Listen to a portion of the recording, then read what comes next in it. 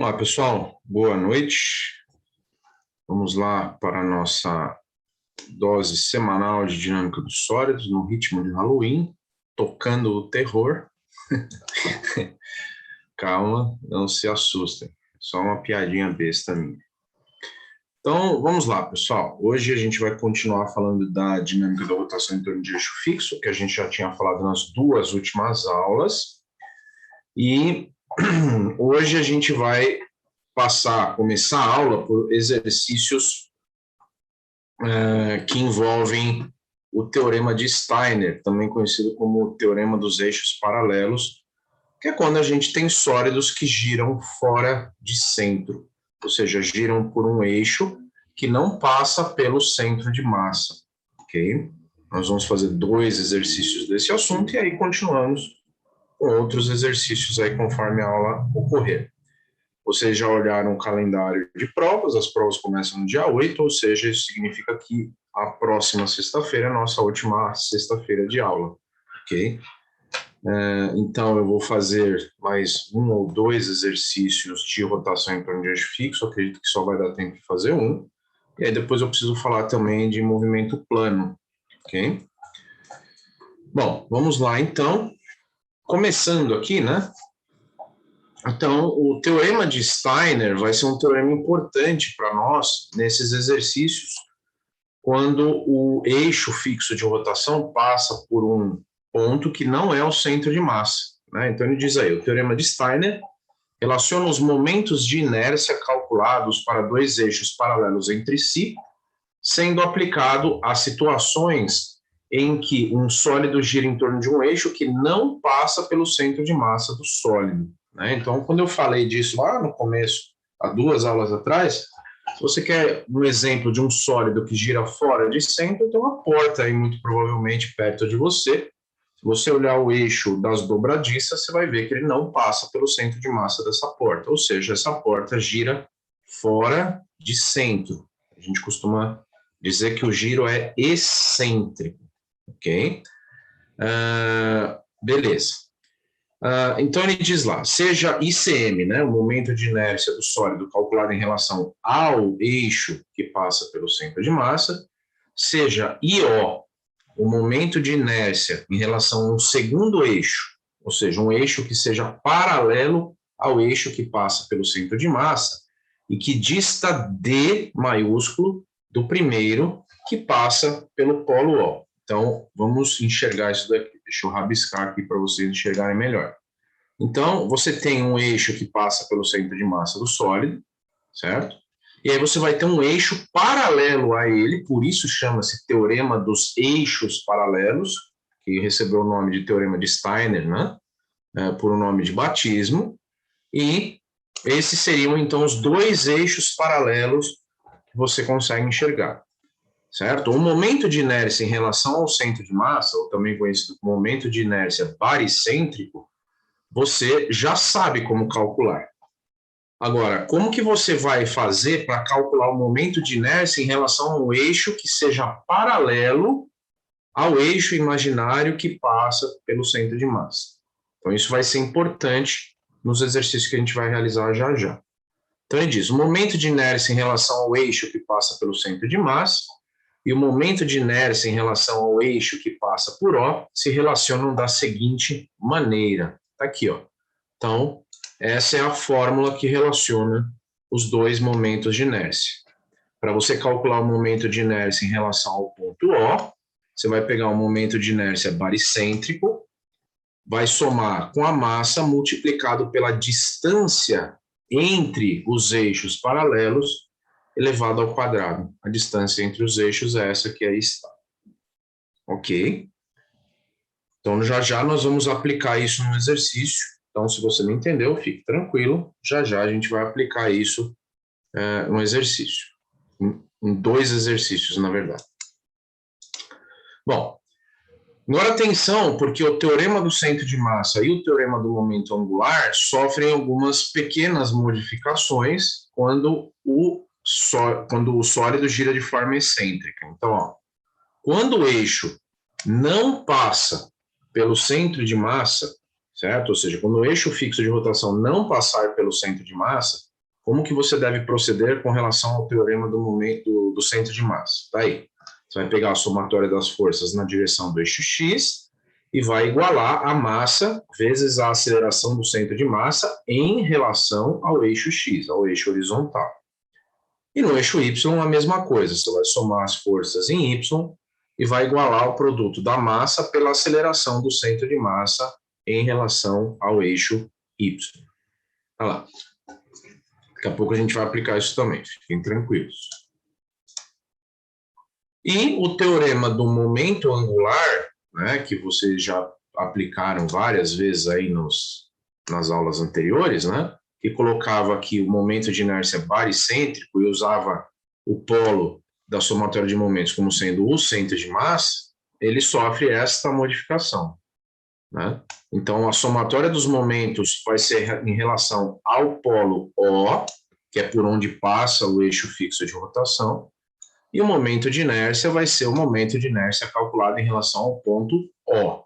Por isso que você precisa do teorema de Steiner, para calcular esse cara aqui, ó. Né? Então, é para isso que você precisa utilizar o teorema de Steiner. A partir do cálculo do momento de inércia baricêntrico, você vai fazer o cálculo do momento de inércia em relação ao ponto O. Bem, bom, com isso, podemos partir para aplicações, ok? Então, aí está. Esse é o exercício 3.13, da página 14, 3.13.14, desculpe, da página 102, e ele diz lá: a figura ilustra uma barra homogênea de massa 2 kg e comprimento L 0,5 metros, na posição definida pelo ângulo θ igual a 60 graus, na qual apresenta velocidade angular de 4 radianos por segundo. Calcular a aceleração angular da barra. Daí, então veja. Este exercício começa como qualquer outro exercício de dinâmica, pessoal. Não é porque agora o sólido está girando de forma excêntrica que vai ser tudo diferente. Continua o mesmo, vamos dizer assim, processo operacional. Você lê o enunciado, agora você vai colocar as forças, vai indicar as componentes cinemáticas, que são importantes também, certo? E aí você vai aplicar o teorema do centro de massa e o teorema do momento angular. Aí, no caso aqui, o teorema do centro de massa vai ficar meio de lado, vocês já vão entender por quê. Bom, então agora atenção à colocação das forças. Então, vamos lá. Aqui no centro de massa, eu vou ter a força peso. Olha lá. Então, no centro de massa, nós temos aí a força peso dessa barra homogênea, aí, na direção vertical, apontando para baixo. Beleza.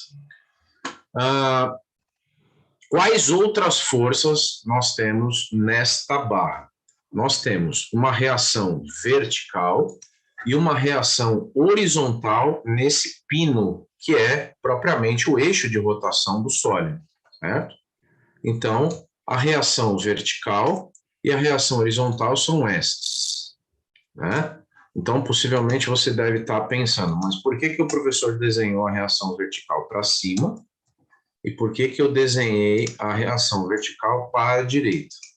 A reação horizontal, desculpe, para a direita. Isso foi um chute. Ponto.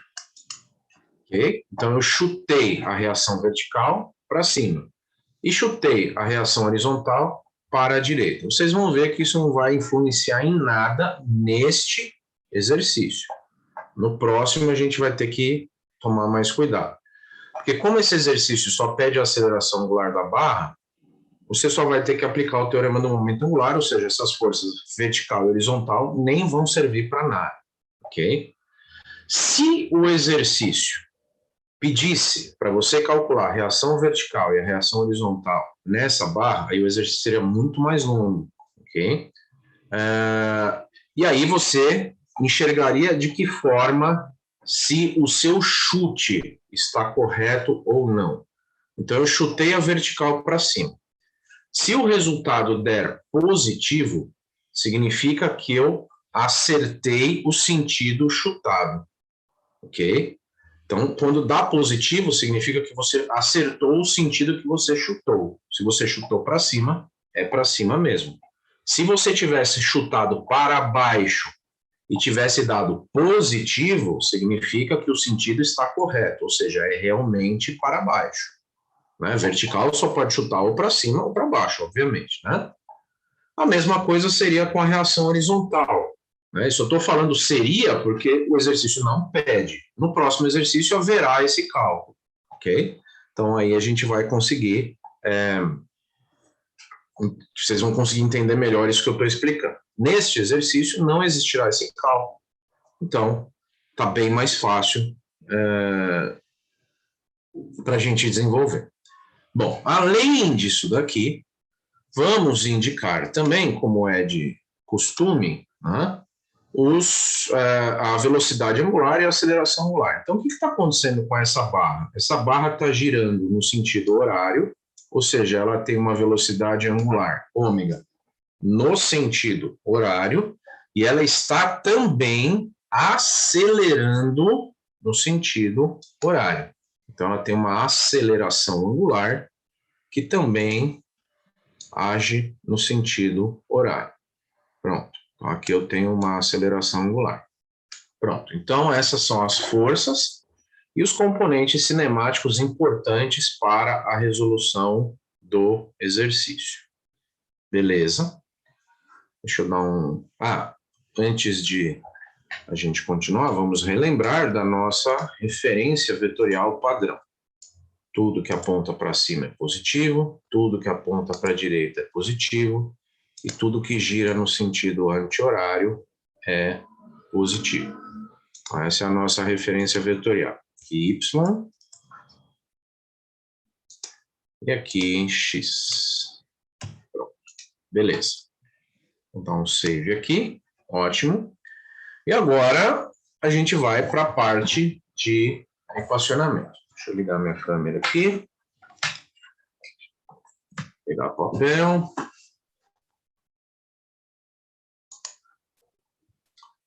Vamos lá.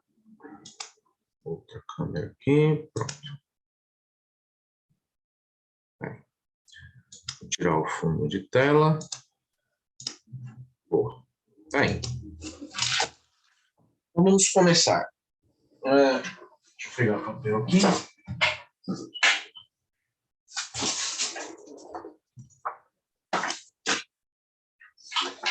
Beleza. Então, começando aqui, pessoal. Primeiro equacionamento que eu tenho que fazer aqui, né, vai ser o equacionamento do teorema do momento angular direto. Por que eu não vou usar o teorema do centro de massa aqui? Porque o exercício não pediu para você calcular essas reações, vertical e horizontal aqui, tá? Então, se ele não pediu para você calcular isso aqui, não há por que usar o teorema do centro de massa. Então, já pulamos direto para o teorema do momento angular. Então, o que diz o teorema do momento angular aplicado a essa situação? Diz que a somatória dos momentos em relação à articulação, que a gente genericamente chamou de O, mas aqui quem é? A articulação é o ponto A, vai ser igual ao momento de inércia em relação ao ponto por onde passa a articulação, que é o ponto A, vezes a aceleração angular do sólido. Pronto. Então, aquele O é um nome genérico, né? Lembra que a gente viu agora há pouco, né? O IO é o momento de inércia em relação ao ponto O. E quem que é o ponto O? É o ponto por onde passa o eixo fixo de rotação. Aqui, esse ponto O tem um nome. Esse ponto O é o ponto A. Né? Então, esse aqui é o ponto por onde passa o eixo fixo de rotação. Aí. Ótimo. Agora, vamos lá. Quais são as forças que produzem momento neste sólido em relação ao polo A? A única força que produz momento em relação ao polo A é a força peso. Aí. E aí, possivelmente, você deve estar estranhando. Você fala, ué, mas a força peso nunca gerou momento até até esse momento, né? Fica momento. Deixa eu reformular. Até agora, a força-peso nunca, em nenhum cálculo tinha gerado momento. Por quê? Porque todas as somatórias de momentos eram feitas em relação ao centro de massa.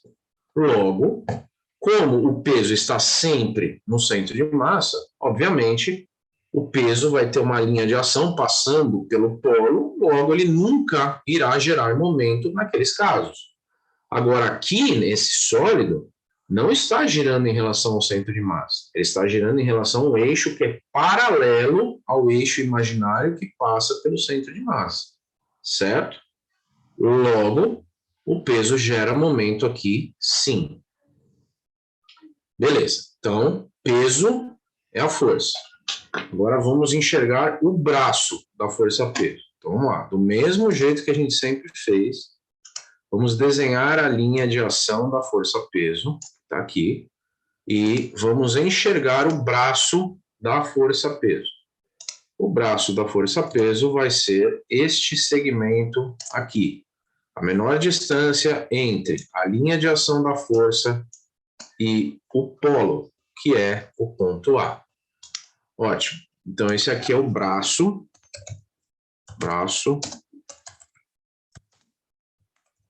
do peso. Aí. Perfeito. Dá só um minutinho, pessoal, que eu preciso dar uma bronca na minha esposa, porque ela está assistindo Netflix com volume alto e está me atrapalhando. Só um pouquinho, aguenta aí.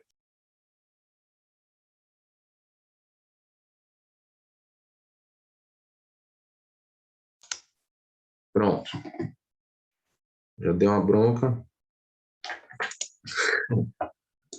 Tá aí. Pronto, então tá aí. O peso vezes o braço. Quanto que é o braço? O braço é L sobre 2, L sobre 2, vezes o cosseno do ângulo θ. Atenção. Então, como que eu cheguei nisso? Ó, L sobre 2 é o quê, pessoal? L sobre 2 é esse segmento aqui. Caramba, não tem mais cor para usar. Vou usar amarelo, fica meio ruim, mas tá bom, vai. Tá aí. L sobre 2 é esse comprimento aí. Vai. Quando eu projeto esse comprimento na direção horizontal, ou seja, para encontrar o braço, né, eu estou com o ângulo θ. Então, é o comprimento L sobre 2 vezes o cosseno do ângulo θ. Então, esse é o braço da força-peso.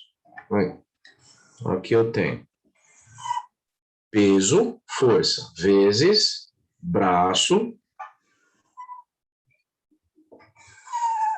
Pronto.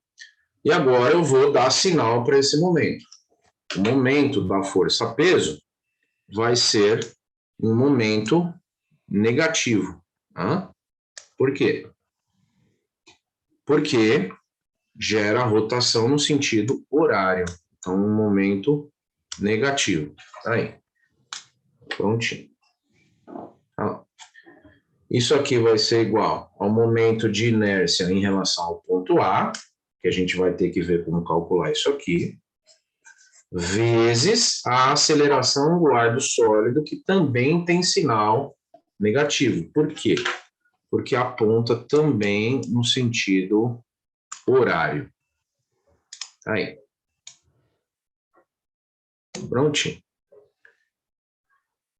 Está feito o equacionamento, pessoal. Então, repito, peso é a força, vezes L sobre 2 cosseno θ é o braço, que é a projeção do segmento L sobre 2 na horizontal. Essa é a única força que produz momento em relação ao polo A. Possivelmente você pode estar pensando ou tendo dúvida com relação à reação vertical e reação horizontal. É só você verificar que a reação vertical tem linha de ação que passa pelo ponto A, que é o polo. E a reação horizontal também. Logo, essas forças, não produzem momento em relação ao polo A. Pronto, está equacionado o teorema do momento angular. Agora, vamos aqui verificar o que a gente não tem aqui. O peso a gente tem, né, a massa 2 kg, o peso vai ser 20 newtons. O comprimento da barra foi dado, o ângulo θ foi dado, o momento de inércia em relação ao ponto A a gente não tem, e o ângulo alfa, a gente, desculpa, e a aceleração angular alfa é a incógnita final, certo? Então agora a gente tem que pensar numa forma de como calcular isso aqui, momento de inércia em relação ao ponto A, ok? Então agora vamos deixar isso aí parado, vamos para uma outra folha.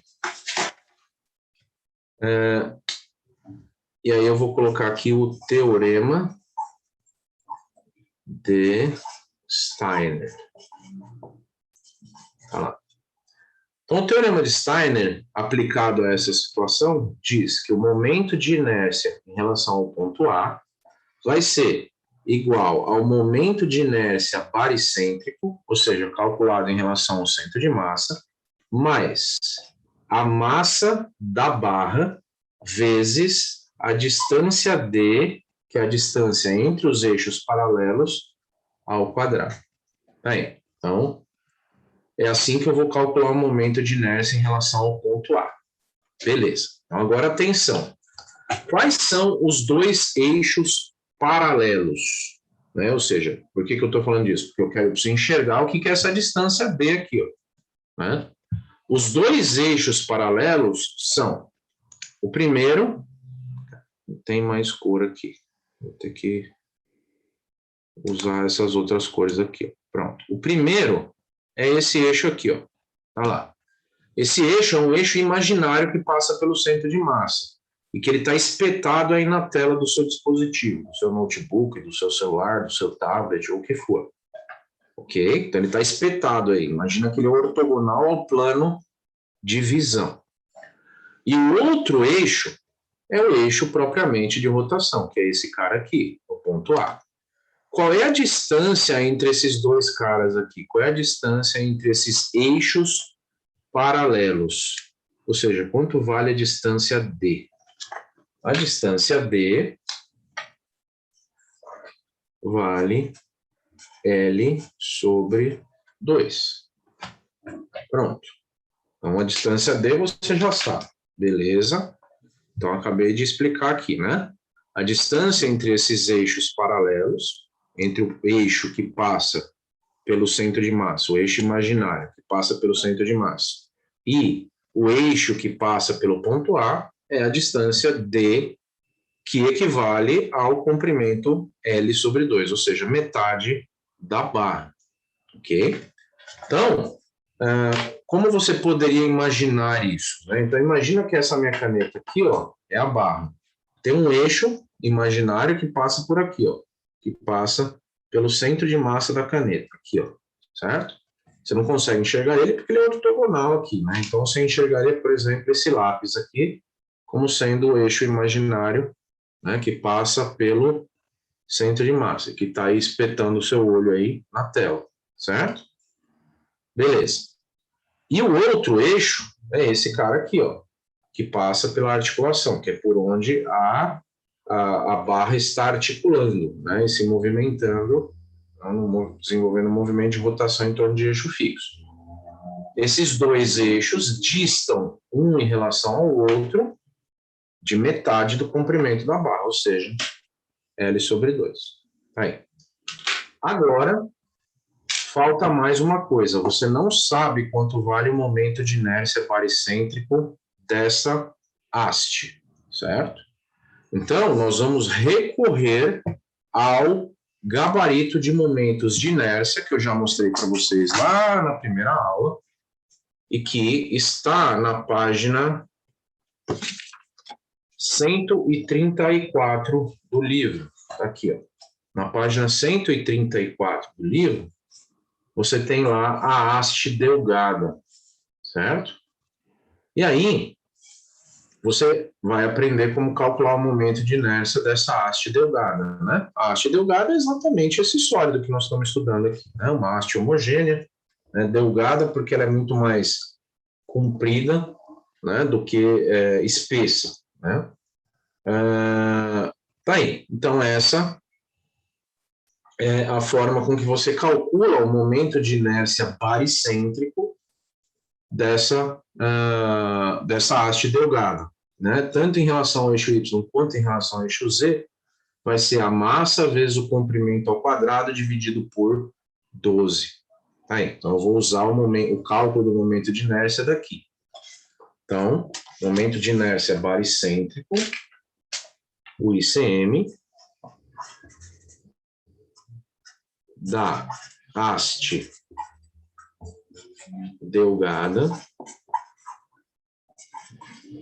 Vou colocar aqui página 134. Vai ser quanto? O ICM vai ser de massa da barra vezes o comprimento ao quadrado dividido por 12. Pronto.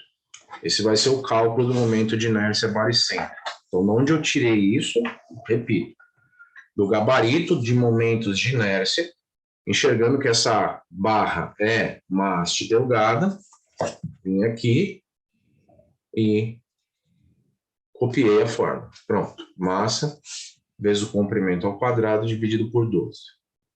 Tá lá. Ótimo. Uma vez obtido o momento de inércia em relação ao baricêntrico, é só eu voltar aqui, calcular o momento de inércia em relação ao ponto A, volto aqui e encerro o exercício. Então, vamos lá. O momento de inércia baricêntrico vai ser, então,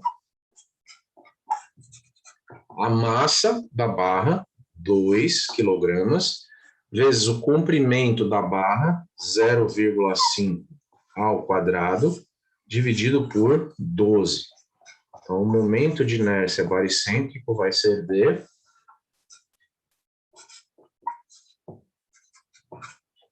2 vezes 0,25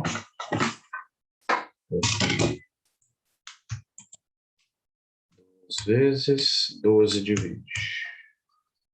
É isso?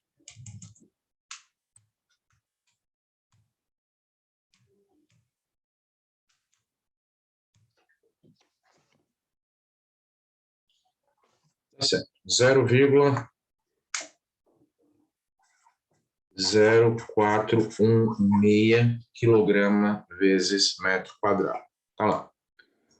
Ok? Então, esse é o momento de inércia em relação ao baricêntrico. Olha lá, 0,0416 kg vezes metro quadrado. Beleza. Com isso, a gente vai calcular o momento de inércia em relação ao ponto A, certo? Então, para calcular o momento de inércia em relação ao ponto A, como fica?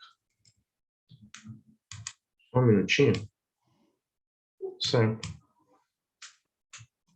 É isso aí, pronto.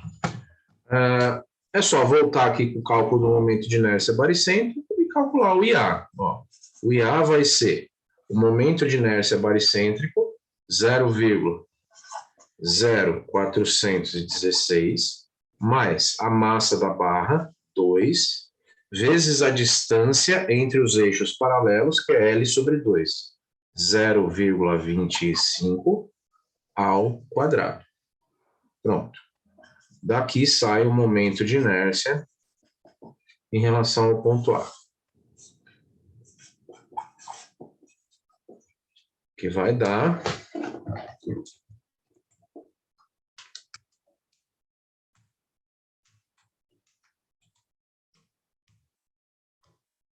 0,167 kg vezes metro quadrado.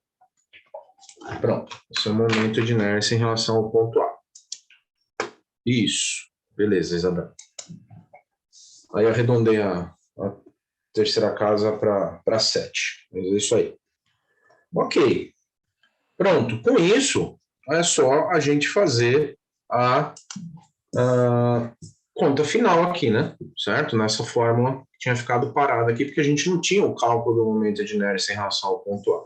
Aí. Então, só reprisando, né? Por que eu precisei usar o teorema de Steiner aqui, pessoal? Porque esse sólido, essa haste que aí está, não gira em relação ao eixo que passa pelo seu centro de massa. Ou seja, ela gira fora de centro. É um corpo que gira de forma excêntrica. Ok?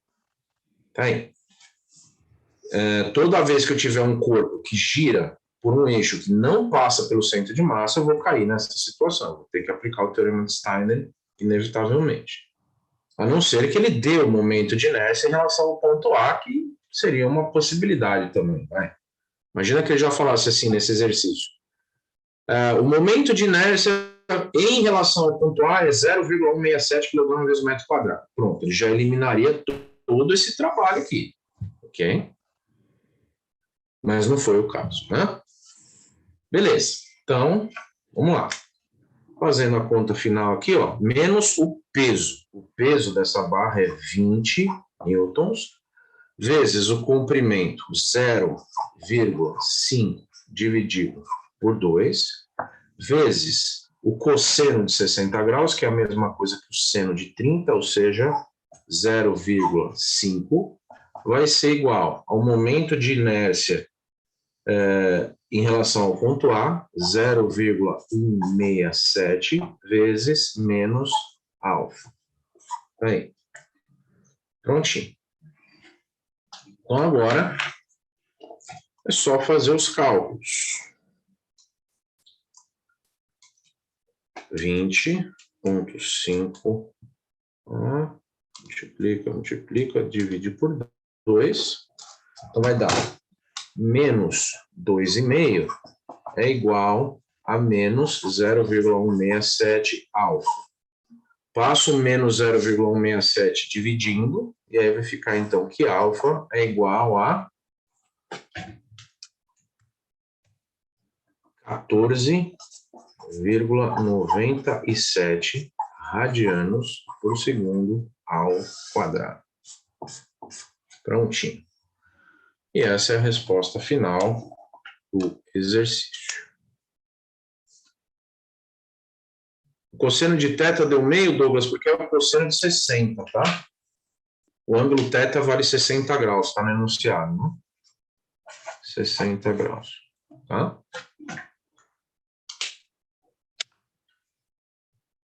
Beleza? Ok.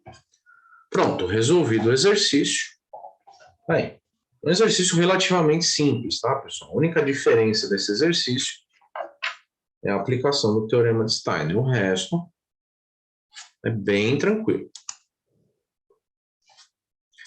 O Eduardo perguntou, professor, no final nem usou a velocidade angular. Não usou, exatamente. O Douglas perguntou, sempre nesses exercícios será fornecido o centro de massa? Sim, sempre, tá? Sempre. O centro de massa nunca vai ser uma incógnita para vocês, sempre vai ser o...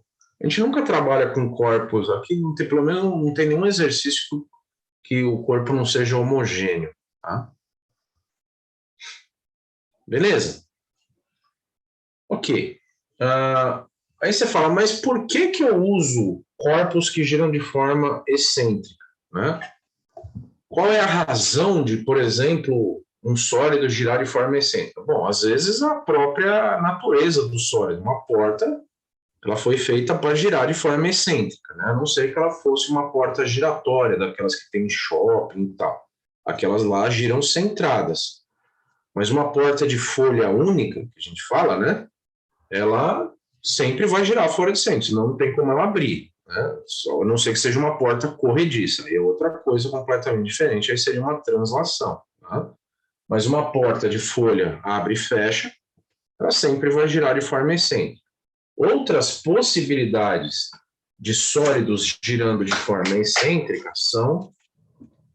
Aí eu vou dar uma ilustrada aqui para vocês. São camis, certo? Não sei se já ouviram falar de cami. Então, cami é um elemento, né, rotativo que ele é ovalizado, assim, ele é mais assim, certo? E aí ele gira em relação a esse centro aqui. Então, para quê, né? Normalmente para acionar coisas que estão aqui em cima, ok? Então, imagina que isso daqui gira, por exemplo, nesse sentido, e tem alguma coisa em cima que ele fica empurrando para cima e para baixo, né? Então, Isso tem muito em sistemas, nos sistemas de motores de combustão interna, né, o CAM. Então, isso daqui gira de forma excêntrica, ok? Existem sólidos que giram de forma excêntrica para gerar vibração. Então, por exemplo, imagina que você fala assim, eu quero gerar alguma coisa que gere vibração, por exemplo, num silo, né? Então, imagina que você tem um silo, e esse silo tem material granulado aqui dentro, certo? E que se fosse escoar simplesmente pela gravidade, o que ia acontecer? Esse material granulado ou em pó ia acabar se acomodando e aí não ia descer, né? Você abre aqui a comporta aqui embaixo e não cai material. Por quê? Porque o material foi se acomodando, né? O pó, imagina, sei lá, farinha, não sei, algum material em pó aqui dentro, certo? Ele iria se acomodar e não ia descer. Nesses lugares, o que se faz? Se monta isso daqui em cima de coxins elásticos, certo? E se coloca aqui um motor elétrico com uma polia girando fora de centro. Então, imagina que você olhasse a polia de cima e você fala assim, o centro dela é aqui, mas ela vai girar em relação a esse centro aqui. Então, você vai lá, faz um furo na polia e faz ela girar em relação a esse centro. O que vai acontecer? Você vai gerar um desbalanceamento do giro. E aí, consequentemente, você vai gerar uma vibração controlada nesse silo. E se o silo fica vibrando, esse material aqui nunca vai se acomodar. E aí, quando você precisar que ele desça pela saída, ele vai descer. Ok? Então, essa seria uma aplicação. Então, nos nossos celulares, né, o modo vibratório dos nossos celulares, né, funciona dessa maneira. Tem um pequeno motorzinho lá dentro deles, né, que gira desbalanceado, lá com algum elemento rotativo desbalanceado, e que gera a vibração lá, para gerar um modo vibratório do celular. Ok? Isso é só uma observação de aplicação, né, de um sólido que gira de forma excêntrica. Bom, vamos para o próximo exercício. Vamos lá. Vou colocar na tela para vocês. Aqui. Então, o próximo exercício é esse que está... Espera aí, agora sim. Esse que está na tela aí para vocês, tá? Bom, então eu vou dar uns 5 minutos, vai, é suficiente 5 minutos, tá? Para você dar uma lida no enunciado e pelo menos colocar as forças, indicar o sentido da aceleração e assim vai. E aí a gente começa. 5 minutinhos aí para você sair, vamos dizer assim, do zero nesse exercício. Esse exercício, ele fala que a placa retangular, né? Então, você fala, mas o centro de massa não está indicado. O centro de massa é o centro geométrico, está aqui, ó, né? Então, esse é o centro de massa, tá? A placa é uma placa homogênea, então o centro de massa está aí, exatamente no meio da placa, no centro geométrico dela. Então, 5 minutinhos aí para vocês colocarem as forças, e aí a gente já começa. Vai lá.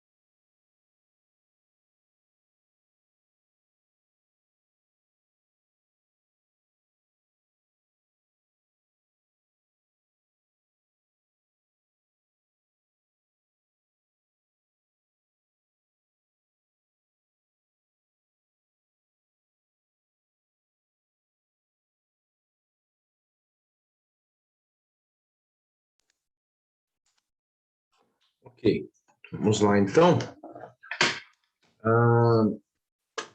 Então, vamos ler o enunciado do exercício. Então, ele diz lá: a figura ilustra a placa retangular de massa 0,8 kg e dimensões A, 0,3 e B, 0,6 metros, que possui eixo fixo e é mantida em repouso por um fio. No instante em que o fio é cortado, pedem-se, letra A, a aceleração angular da placa, e letra B, as componentes horizontal e vertical da reação na articulação. Aí ele fala, o momento de inércia baricêntrico da placa é dado por essa equação aí. O momento de inércia baricêntrica é a massa vezes a distância A ao quadrado mais B ao quadrado, dividido por 12. Tá aí. Bom, então vamos à colocação das forças, que eu apaguei aqui um negócio. Pronto, aqui dá para... Boa. Então, vamos lá. Começando pela força-peso. Força-peso sempre age na direção vertical para baixo e sempre está localizada no centro de massa do sólido. Pronto. Aí está o peso. Agora, atenção. Eu vou ter aqui uma reação horizontal e uma reação vertical nesse pino aqui, ó, certo? Eu vou chamar esse pino aqui de O, pronto. Imagina que esse aqui é o ponto O. Só para ficar parecido com o padrão, do teorema de Steiner. Então, não tem nome aí, eu coloquei O, pronto. Esse ponto aqui é o ponto O, que é por onde passa a articulação. Nesse ponto, eu vou ter uma reação horizontal e uma reação vertical. Tá aí. Pronto. Então, vou ter uma reação horizontal e uma reação vertical. Aí você fala, mas como que você sabe que a reação vertical é para cima e não para baixo? E como que você sabe que a reação horizontal é para a direita e não para a esquerda? A resposta é, eu não sei. Eu chutei o sentido dessas reações, vertical e horizontal, tá? Beleza. Então, aqui, então agora que eu lembrei que tem um desenho maior aqui, né? Puta, meu. Tá bom assim, vai. Tá aceitável, vamos dizer assim. Beleza. Ok, então essas são as forças. Lembrando que o que vai acontecer aqui, pessoal? Alguém vai vir aqui e vai cortar esse cabo, né? Quando você cortar esse cabo, o que vai acontecer? No exato momento, desculpe, que você cortar esse cabo, qual é a velocidade angular? É zero. Mas já existe a aceleração angular no sentido horário. Essa minha coordenação motora hoje não tá legal. Okay. Pronto. Tá aí. Já existe a aceleração angular no sentido horário. Né? Não esquece que você vai cortar isso aqui. Okay? Quando cortar esse cabo, essa placa vai girar aqui no sentido horário, partindo do repouso. Ou seja, a velocidade angular inicial dela é zero, mas ela vai acelerar no sentido horário. Bom, entendido isso, vamos colocar aqui a nossa referência vetorial padronizada e vamos equacionar. Aí. Então, aqui eu tenho o eixo Y para cima positivo,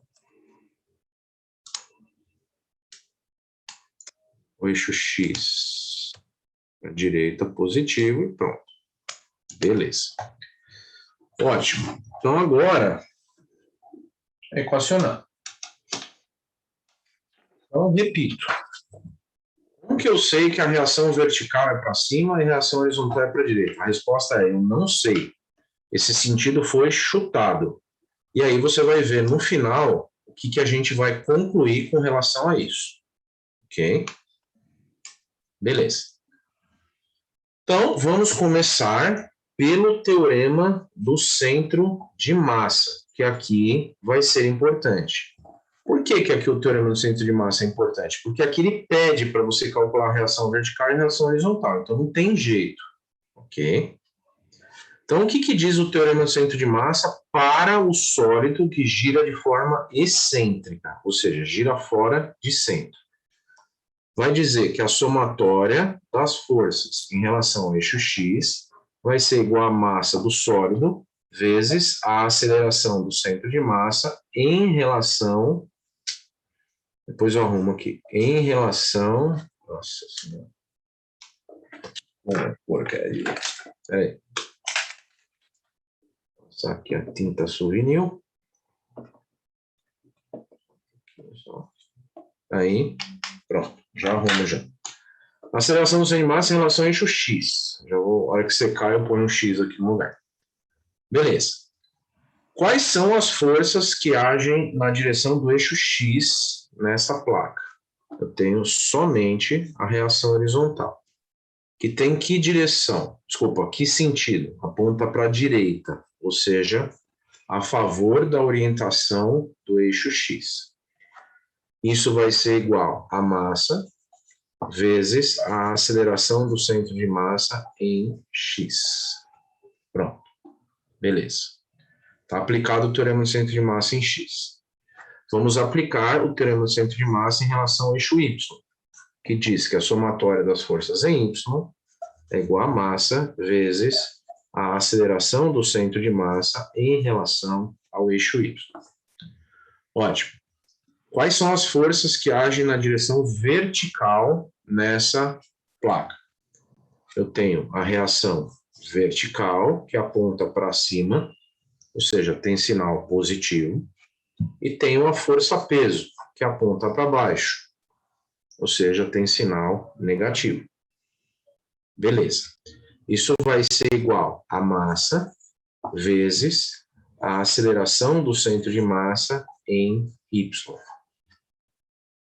Tá lá. Ótimo. Agora, a gente precisa fazer aqui uma observação.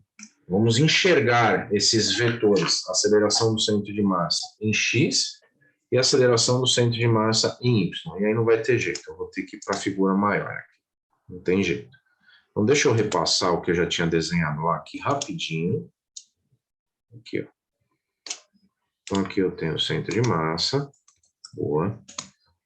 Tenho lá o peso. Aqui. Aqui eu tenho a reação vertical. Aqui a reação horizontal. Beleza. Esse é o ponto O. Ótimo. Aqui tem a força-peso. E beleza. Ok, só para localizar vocês com relação ao que já estava no desenho anterior, que eu vou modificar um pouquinho isso, tá? V e H. Só trocar a cor aqui desse P.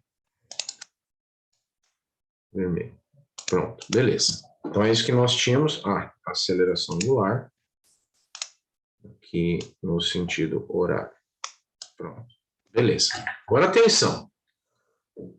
Vamos enxergar agora o seguinte. O que que vai acontecer com esse ponto aqui, ó, o centro de massa, na hora que eu cortar esse cabo aqui? Esse ponto vai desenvolver uma trajetória circular, ou seja, ele vai ser um ponto girante, certo? Então, na hora que eu vier aqui, agora eu posso limpar isso aqui, porque o foco agora vai ser nas acelerações. Então, opa, volta aqui. Aqui, apaga. É isso. Pronto. Beleza. Então, o que que vai acontecer na hora que eu vier aqui cortar esse fio aqui? Esse ponto, chamado centro de massa, vai desenvolver uma trajetória circular em torno do ponto O. Ou seja, se você fosse enxergar as infinitas posições que o centro de massa poderia ocupar, você enxergaria alguma coisa assim. Ó. Deixa eu ver se eu consigo desenhar isso aqui. Espera aí. Ficou a porcaria. Calma. Calma que eu chego lá. Não. Aqui tá mais ou menos. Pronto. Aí, você enxergaria essa trajetória circular, certo? Então, a partir do momento que eu venho aqui e corto esse fio, esse ponto passa a ser um ponto girante. E vocês já aprenderam no semestre passado que quando um ponto é girante, nós temos duas parcelas de aceleração. Quais são? Essa daqui é a aceleração do centro de massa em Y. Y, tá aí. Quanto vale essa aceleração? Ela é a aceleração tangencial desse ponto, certo? Ah, mas por que tangencial? É só olhar a direção dela. Qual é a direção dela? Oh, cara. A direção dela é tangente, certo? Pronto, então tá aí. A aceleração do centro de massa em Y é a aceleração tangencial, simplesmente porque a direção é a direção tangente à trajetória circular.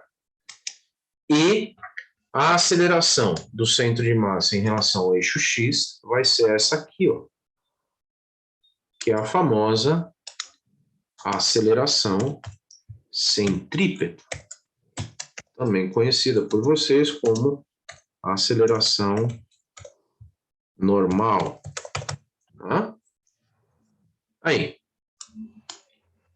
aqui eu tenho a aceleração centrípeta, que é a aceleração do centro de massa em relação ao eixo X. Prontinho. Então agora falta uma coisa aqui. Deixa eu colocar esse X aqui, tá faltando. Falta dar sinal para essas acelerações aqui. Então essa aceleração do centro de massa em X, ela aponta para onde? Para a esquerda. Se ela aponta para a esquerda, ela está contrária à orientação do eixo X. Logo ela tem um sinal negativo. A aceleração do centro de massa em Y, ela vai ter que sinal? Vai ter um sinal negativo também, porque ela aponta para baixo, ou seja, contra a orientação do eixo Y. Isso, Isabela, perfeito. Aí. Pronto, está equacionado o teorema do centro de massa. Ok? Agora, antes da gente ir para o teorema do momento angular, vamos explorar um pouco mais isso aqui. Vamos olhar. Então, desenvolvendo esse equacionamento, eu vou ter que a reação horizontal é igual à massa do sólido vezes, a menos a massa do sólido vezes a aceleração do centro de massa em x. Como a aceleração do centro de massa em x é uma aceleração centrípeta, como que eu calculo essa aceleração centrípeta? Vai ser o ômega ao quadrado vezes o raio, não é isso? Onde esse raio, aqui no caso, valeria A sobre 2. Concorda? Né? Ah, por que A sobre 2? Vamos enxergar. Por que A sobre 2? Está aqui, ó. Trocar a cor da bagaça aqui. Pronto. Isso aqui, ó. Quanto vale esse segmento aqui, que é o raio de giro do centro de massa em torno do ponto O? Metade de A. Né? Ou seja, A sobre 2. Mas, aqui vai ficar muito fácil da gente resolver isso. Por quê, pessoal? Porque no exato instante em que eu corto o fio, a placa sai do repouso, certo? Então, se a placa sai do repouso, quanto vale a velocidade angular? 0, né? Então, vou colocar aqui placa parte do repouso. Isso aí.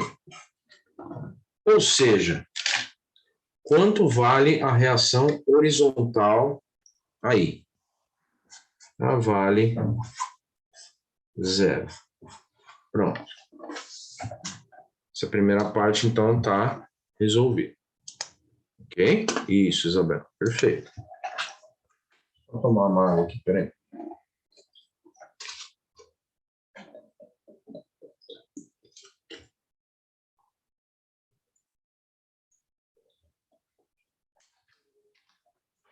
Beleza. Agora, vamos resolver o equacionamento em relação ao eixo y. A reação horizontal é zero. E aí você nem precisa se preocupar, mas é para a direita ou para a esquerda? É zero, ponto, acabou. Não tem a reação horizontal. Eu só desenhei lá no começo porque não tinha como adivinhar que ia dar zero. Agora aqui, ó, vamos lá. Reação vertical incógnita menos o peso dessa placa. Vamos lá que eu já nem lembro mais os dados aqui. O peso. 0,8 quilogramas é a massa. Então, o peso vai ser 8 newtons, que vai ser igual, então, a menos a massa da placa, 0,8, vezes a aceleração do centro de massa em y. A aceleração do centro de massa em y é o quê? É a aceleração angular vezes o raio, que é o cálculo da aceleração tangencial, certo? Já falamos disso no semestre passado várias e várias vezes, né? Então, a aceleração do centro de massa em relação ao eixo y é a aceleração tangencial. Aí, então, vou colocar aqui uma observação, né? Isso daqui é a aceleração tangencial. E esse raio, como a gente já viu aqui,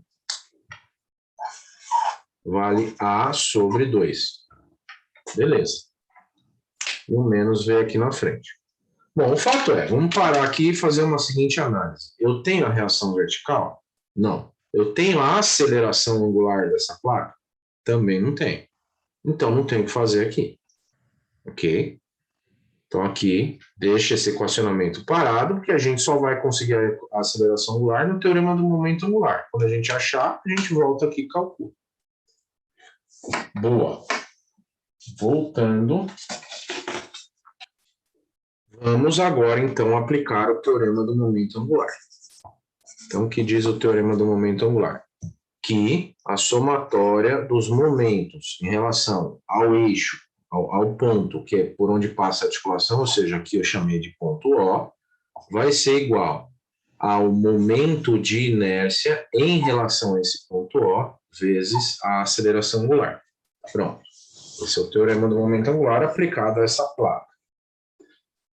Qual é a única força que produz momento nessa placa em relação ao polo O? Relembrando, quais são as forças que eu tinha aqui? Eu tinha a reação vertical, reação horizontal e o peso. Não é isso? Pronto. Aí. A única força que produz momento em relação ao polo O é a força peso. Vamos lá.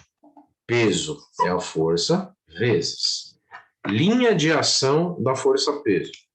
Linha de ação da força peso é essa aqui, ó. Aí. Qual é o braço da força peso? O braço da força peso vai ser a menor distância entre a linha de ação da força e o polo. Aí.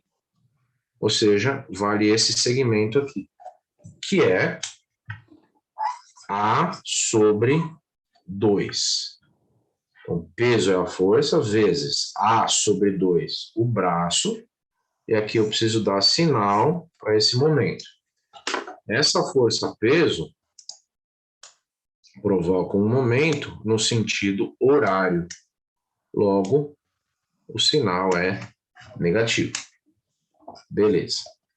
Isso vai ser igual ao momento de inércia em relação ao ponto O, vezes a aceleração angular, que é negativa, porque aponta também no sentido horário.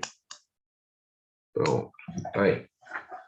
Está aplicado o teorema do momento angular. Agora vamos analisar aqui como encerrar esse exercício. O peso eu tenho, a distância A eu tenho, o momento de inércia em relação ao ponto O a gente não sabe, mas dá para calcular, e a aceleração angular é a incógnita. Calculou a aceleração angular, volta aqui, calcula a reação vertical, pronto, acabou o exercício. Então agora, vamos aplicar o teorema de Steiner para obter esse cara aqui, ó. Vou colocar aqui, ó. Teorema de Steiner. Aí, então eu tenho lá. que diz que o momento de inércia em relação ao ponto O é igual ao momento de inércia baricêntrico vezes, mais a massa vezes a distância d ao quadrado. Aí. Boa. Então, a gente já sabe como calcular o momento de inércia baricêntrico, não é isso? O momento de inércia baricêntrico foi dado no enunciado como calcular. Vamos voltar aqui no slide anterior. Aqui, ó. Vai ser a massa vezes a distância A ao quadrado mais a distância B ao quadrado dividido por 12. Mais a massa vezes a distância D ao quadrado. Lembrando que, o que é essa distância D aqui, pessoal? É a distância entre os eixos paralelos. Que eixos paralelos? Então, você tem que imaginar esses eixos. Atenção. Tem um eixo imaginário que passa por aqui, ó, por essa placa que está aqui. Ah, professor, mas eu não enxergo o eixo. Tudo bem, você não enxerga porque ele está espetado no seu plano aí de visualização, certo? Então, ele estaria saindo aqui da sua tela, né, passando pelo centro de massa e espetando o seu olho aí, ok? A mesma coisa acontece aqui. Aqui eu tenho um eixo que passa pelo ponto O. Então, eu tenho dois eixos. Esses dois eixos são paralelos. Qual é a distância entre esses dois eixos? A sobre 2. Aí. Pronto. Então, agora é só substituir os valores e calcular. O momento de inércia em relação ao ponto O vai ser a massa da placa, 0,8, vezes a dimensão A, 0,3 ao quadrado, mais a dimensão B, 0,6 ao quadrado, dividido por 12, mais a massa da placa, 0,8, vezes a dimensão A sobre 2 ao quadrado, ou seja, 0,3 sobre 2 ao quadrado. Aí, aqui é só fazer o cálculo do momento de inércia em relação ao ponto O. Vamos lá, essa primeira fração aqui vai dar quanto? Deixa eu fazer o cálculo aqui. Essa primeira fração, 0,8, 0,3 ao quadrado, 0,6 ao quadrado, soma, multiplica, divide por 12. 0,03, essa primeira fração. E aqui, 0,3 divide por 2, eleva ao quadrado, multiplica por 0,8. 0,018. Ou seja, aqui vai dar 0,048 quilograma vezes metro quadrado. Pronto. Esse é o momento de inércia em relação ao ponto O. Olha lá. Beleza. Então, agora, a gente volta aqui e calcula o alfa.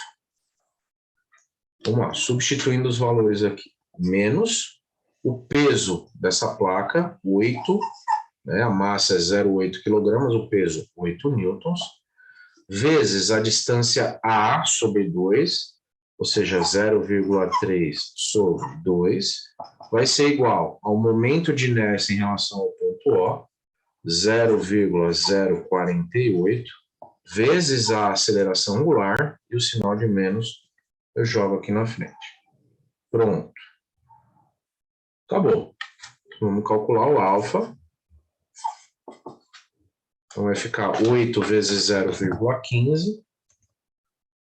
8 vezes 0,15. E passa esse valor dividindo. 0,048 divide.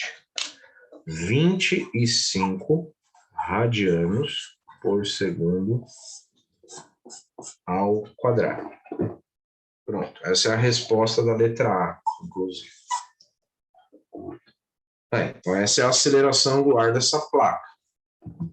né, o alfa. Pronto, com essa aceleração angular, agora é só fazer o quê? Voltar nesse cálculo que estava dependendo da aceleração angular, calcular a reação vertical e fechou. Aí. Então, voltando nesse cálculo aqui, como vai ficar?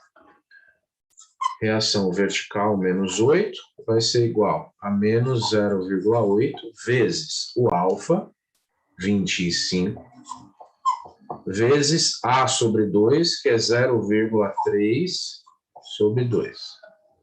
Pronto, daqui sai a reação vertical. Vamos lá. 0,8 negativo. 0,8 negativo. 25 multiplica, 0,15 multiplica. Dá menos 3 aqui. Então vai ficar menos 3, e esse menos 8 que passa somando mais 8. Logo,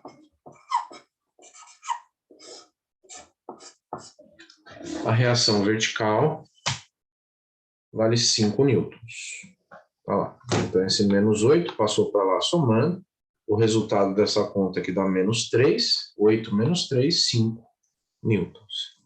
Então essa é a reação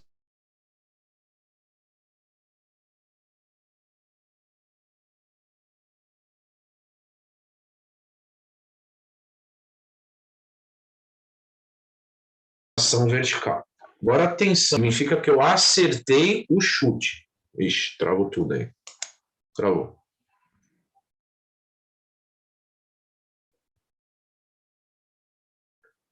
Tá, vamos lá. Isabela perguntou se não era 0,15. É 0,3 sobre 2, né? A sobre 2. A é 0,3, né? Divide por 2, 0,15. Aí, beleza. Professor, mostra o momento de inércia de novo. Mostro. Aqui. Aí. Momento de inércia. Essa aqui é o momento de inércia baricêntrico, que já está dentro do cálculo do momento de inércia. Do momento de inércia em relação ao ponto A. Ok? Tranquilo?